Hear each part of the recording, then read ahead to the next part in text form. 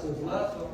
Bize gelişimizden maksat, bir de Mukaddes Usta'nın bugün dolan günler eken, şunu Qamoq Savdo Markazi jamoasi nomidan sizni chin qalbimizdan tabriklaymiz. Umringiz uzoq bo'lsin, ishlaringizda rivoj.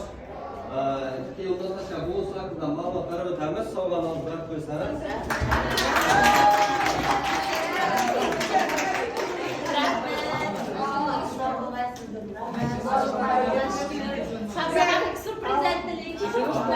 Ustoz bo'ldi sizga kichkina bo'lsa ham endi bizlar sovg'amiz.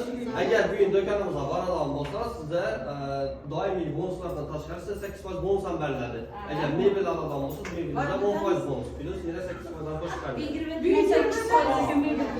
Boshqa narsalar 8% mebellar orasida 10% bonus beriladi.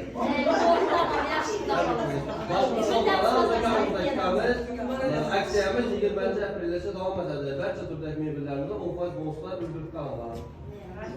Sağ ol Aysel.